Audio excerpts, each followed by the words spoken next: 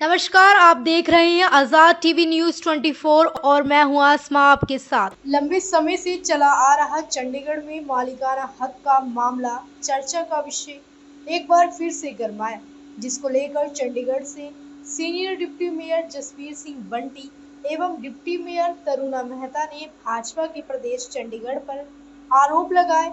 क्या कहा, आप भी सुनिए।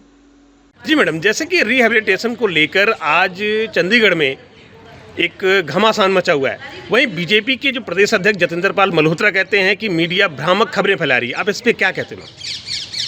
देखिए, आज सारे शहर में, सारी कॉलोनियों में एक तरह डर का माहौल है, एक पैनिक सा हो गया है, क्योंकि जब से एक खबर निकल के आई, एक ऑफिसर्स की कमेटी से एक रिपोर्ट निकल कर के आई कि अगर जिसने भी मकान को ख़रीदा है, परचेज़ किया है या फिर किसी अलॉटी की तरफ से जो है उनके लीगल हायर्स को ट्रांसफ़र कर दी गई है, उनके बच्चों को ट्रांसफ़र कर दी गई है, उनको कैंसिल कर दिया जाएगा, उनको रद्द कर दिया जाएगा। तो एक डर का माहौल सा है जो शहर की कॉलोनियों में, शहर के लोगों में जो है एक डर का माहौल पैदा हो गया है। और इस पर मैं ये कहूँगी कि जब 2023 में एक सर्वे की हुआ था, हम तब भी इसके खिलाफ थे कि किस तरह का सर्वे, क्योंकि उस वक्त कुछ भी क्लियर नहीं किया गया था किसी के भी द्वारा कि इसके पीछे, इस सर्वे के पीछे मतलब और मकसद क्या है। तब भी हम इसके खिलाफ थे। और आज जब एक रिपोर्ट निकल के आई जिसके कारण आज सारे कॉलोनी वासी एक डर के माहौल में जी रहे हैं कि जो लोग इतने सदियों से उस मकान में रह रहे हैं या फिर जिन्होंने पैसे दे के ख़रीदा है, उनको बेघर कर दिया जाएगा। तो कांग्रेस पार्टी जिसने शहर की कॉलोनियों को, शहर को बसाया था, गरीब लोगों को छतें दी थी, वही कांग्रेस पार्टी आज इन कॉलोनियों वासियों के साथ डटकर खड़ी है, कंधे से कंधा मिलाकर खड़ी है। और अगर कोई भी इनके हक छीनने की बात करेगा या इनके हक छीनने की कोशिश करेगा, हम लोग उनके साथ चाहे कहीं भी हमें टक्कर लेनी पड़े, हम वहाँ टक्कर लेंगे। सड़क से लेकर संसद तक हम इसका विरोध करेंगे। भारतीय जनता पार्टी का चाहे वो प्रशासन हो या भारतीय जनता पार्टी के वो नेता जो ये कह रहे थे कि ये सर्वे सही हो रहा है, ये सर्वे होना चाहिए। क्या सर्वे होने से, आप सर्वे होने के बाद पीछे आप लोगों की ये प्लानिंग थी कि लोगों को, कॉलोनी वासियों को बेघर कर दिया जाएगा। गरीब लोग पता नहीं किस तरह से अपनी कमाई जोड़ के, अगर जिसने घर भी खरीदे हैं, किस तरह अपनी कमाई से बचा कर चीज़ें खरीदता है। अगर मैं ये कहती हूँ कि क्या अगर मैं हूँ, मेरे बच्चों को ट्रांसफ़र नहीं होनी चाहिए वो प्रॉपर्टी जो मेरे नाम पे है, मेरे बच्चों को नहीं मिलनी चाहिए? और क्या जो शहर के इन्होंने एक फरमान जारी किया है कि अगर जो लोग मकान खरीदेंगे, जिन्होंने मकान परचेज़ किए हैं, उनकी हम कैंसिल करेंगे। किसी पर कोई बीमारी हो सकती है, कोई शौक से तो अपना मकान बेचना नहीं चाहेगा, ठीक है? किसी पर कोई बीमारी हो सकती है, किसी ना कोई का अपना निजी कारण हो सकता है कि उसको वो प्रॉपर्टी बेचनी पड़े। लेकिन वही बीजेपी का आरोप लग रहा है, वो कहते हैं कि कांग्रेस ने जब इनको मकान दिए थे तो मालिकाना हक भी साथ में देना था। मैं ये कहती हूँ, क्या भारतीय जनता पार्टी हर इलेक्शन में ये बात नहीं रखती, ये मुद्दा नहीं रखती कि हम मालिकाना हक दिलाएंगे? क्या पिछले 10 सालों में एक बार भी सांसद मैडम किरण खैर रही, क्या पार्लियामेंट में एक बार भी उन्होंने वो मुद्दा रखा कि इनके मालिकाना हक मिलना चाहिए? ये बात रखी हमारे मनीष तिवारी जी ने, एमपी सर ने ये बात रखी कि कॉलोनियों वासियों को क्यों आज तक मालिकाना हक नहीं मिला और इनको मालिकाना हक मिलना चाहिए। जिसके लिए जो केंद्र सरकार थी वो सख्ते में आई और उन्होंने प्रशासन से एक रिपोर्ट बना के देने के लिए कही कि जल्द से जल्द हमें एक रिपोर्ट बना कर दी जाए ताकि इनको अमलतामा है वो हम ताकि दे सकें। इनको जो इनके मकान है वो इनको किस तरह से मालिकाना हम हक दे सकें और किस तरह से कोई ना कोई हम चाहे नॉमिनल चार्जेस हों या किसी तरीके से हम इनको ये मकान दे सकें जो लोग सदियों से रेंट देते आ रहे हैं। आज जनता का एक सवाल, बहुत बड़ा सवाल है। वो कहते हैं कि डेपुटेशन पर आए हुए अधिकारी या सेंट्रल से आए हुए अधिकारी यहाँ की आम जनता का फैसला लेते कैसे हैं, इसके बारे में जानना चाहती है आम जनता। बिल्कुल, मैं यही कहूँगी कि एक ऑफिसर्स 3 साल के लिए यहाँ पर आते हैं, यहाँ की शहर की भौगोलिक स्थिति क्या है या यहाँ का जो है वो क्या चीज़ें हैं, क्या यहाँ की दिक्कतें हैं, क्या यहाँ के इश्यूज़ हैं, उनको नहीं पता।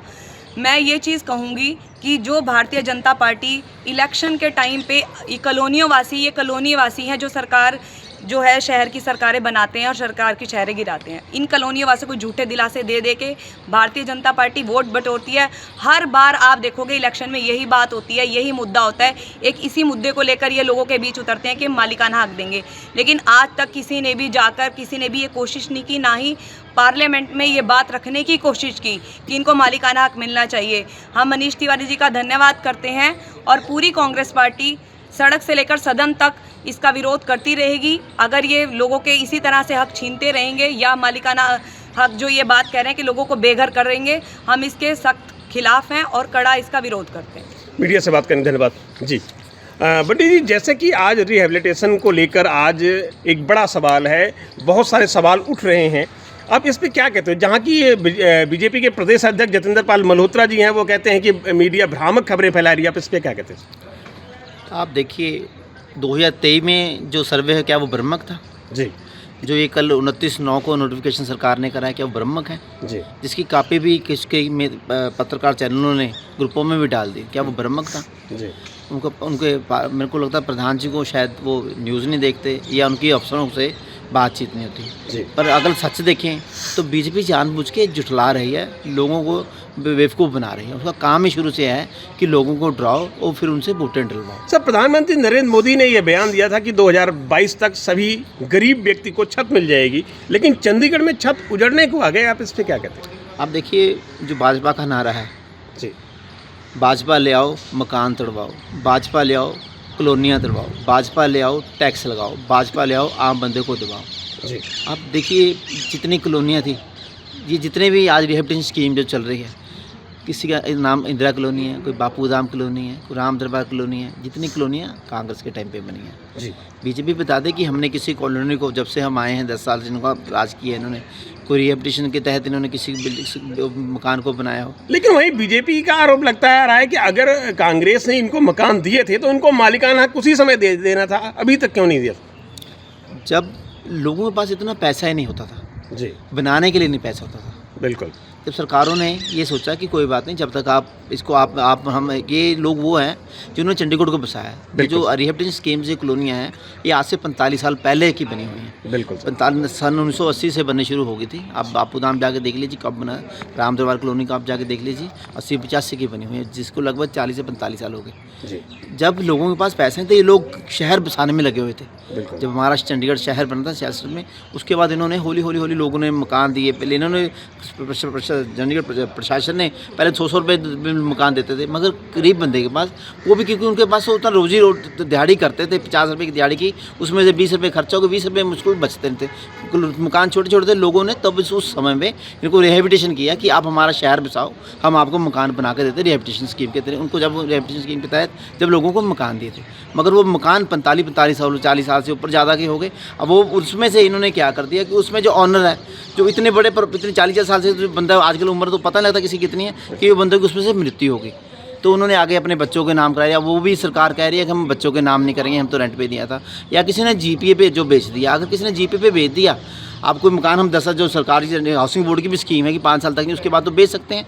मगर जब इतने देर से बच रहे हैं, उनका एक छोटा परिवार था, जब 80 में जब उन्होंने लिया 40 साल पहले, उसके बाद उनको परिवार बड़े हो गए, वो हौली करके परिवार थे, या कोई ऐसी मजबूरियाँ पड़ जाती हैं कि लोगों को अपना मकान बेचना पड़ता है। उसके बाद जो है जीपीए करी हुई है, आप देखिए आज सरकार को सुध आ रही है, जो जीपीए भी जितनी हुई भी हैं, वो भी चंडीगढ़ 17 सेक्टर में अपने डीसी ऑफिस के अंदर वहीं पे होती सारी जीपी, वहाँ पर रजिस्टर होती। जब इनकी आंखें मूंदी हुई थी, ये कुछ नहीं है। जब ये इलेक्शंस आ जाते हैं तो लोगों को ऐसे डरा धमका के करते हैं। हम इनकी नीति का सख्त विरोध करते हैं। हम चाहते हैं जो रिहेबिलिटेशन स्कीम जिन्होंने शहर को बचाया, जितने भी लोग हैं, चाहे उन्होंने आगे बेच दिया है, चाहे उनके परिवार डेथ हो गई, उन बच्चों को उनके नाम होने में, अगर हाँ सरकार को चाहे बहुत नॉमिनल से, आप जब देखिए उस जब 1980 में जब इनको अलॉटमेंट हुई रिहेबिलिटेशन, जब उन मकानों की वैल्यू क्या थी, अगर आज सरकार उसको इतना बड़ा पैसे लगा दें कि इतना, तो उससे सस्ता तो हाउसिंग बोर्ड के वैसे ही मकान मिल जाते हैं, जो मिनिमम नॉमिनल फीस होती है, तो 20-50 हज़ार रुपये, जो लाख 2 लाख रुपये मिनिमम जो करना, जो बंदा इजी टू पे कर दे।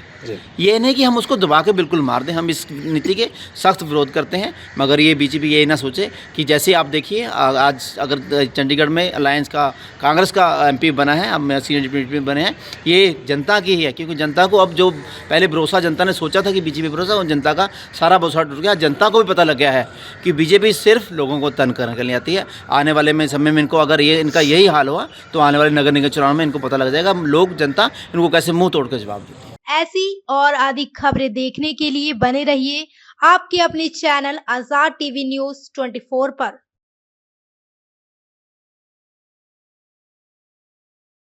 आपको पता है क्या, डेमीज ने अपना न्यू प्रोडक्ट लॉन्च किया है, टेस्टी स्पाइस लेमोना।